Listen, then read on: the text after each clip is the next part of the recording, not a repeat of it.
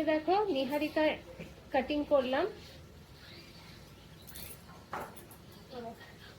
কেমন লাগছে দেখতে, ফ্রন্ট থেকেও দেখাবো।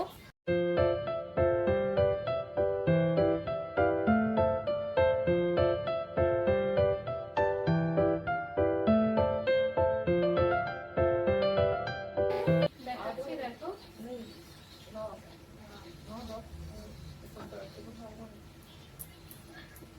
কাটিংটা হলো ফুল।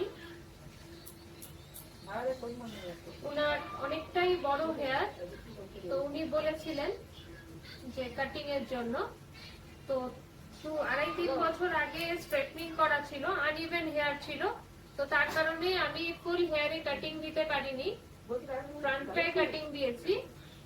আর ব্যাকটা দেখো এরকমই রাখা, খালি অনলি ফ্রন্টে কাটিং দেখো এরকম লাগছে। ঠিক আছে, ফ্রন্ট দিয়ে দেখলে পরে মনে হবে যে ফ্যাশনেবল কাটিং করা আছে। পুরো ব্যাংকস টাইপের, ব্যাংকসটা একটু লং করেছি আমি, যাতে ছাড়লে পরে ভালো লাগে। ব্যাংকসটা অ্যাকচুয়ালি এইটুকুনি জায়গার মধ্যেই করতে হয়, অল্প একটু, তো আমি এতটা নিয়েই টোটালটাই পুরো করেছি, যাতে একটা সুন্দর লুকস আসে, ব্যাকটা যাতে স্ট্রেটই থাকে এরকম বড়, কারণ কাটিং করলে পরে ভালো কাটিং আসতো না। এই এতটার মতন নিচ থেকে এতটার মতন পুরো স্ট্রেট, তার উপরে ন্যাচারাল হেয়ার ছিল, তাই তো এবার কাটলে পরে এতটা কাটতে হতো, ওই কারণে আমি কাটিনি। তলাটা যেমন আছে সেরকমই রাখা হয়েছে।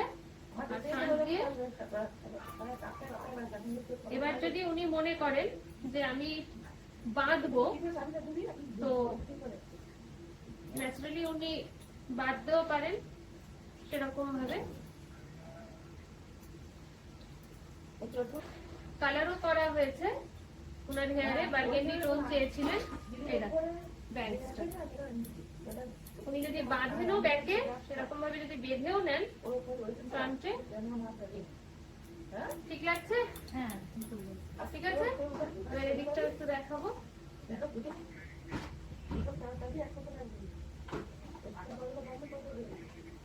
আর নিহারিকার কাজ কেমন লাগলো অবশ্যই কিন্তু কমেন্ট করে জানাবে। আর আপনার কালার কাটিং উনাকেও আমি একবার জিজ্ঞেস করবো যে কেমন লাগলো, বলো। ভালোই লাগছে, কালারটাও স্যুট করেছিলেন সবার উপর, মানে খুব লাউড দিইনি, না না একদম ঠিক আছে, পুরো পারফেক্ট। আর তুমি ছেড়েও পেতে পারবে। আরেকটা জিনিস যেটা তুমি যদি মনে করো যে মাঝখানে করবে, মাঝখানেও প্রয়োজন নেই, তুমি যেদিকে ইচ্ছা সেদিকেই করতে পারো, এরকম ভাবেও তুমি নিতে পারবে, যে কোনো দিকে, যে কোনো দিকে যেমন ভাবে তুমি নিতে পারো। ব্যাংক মানে যে মাঝখানে করে ওরকম স্টাইলই করবো তা না, এই জায়গাটা তো তুমি নিতে পারো। ঠিক আছে,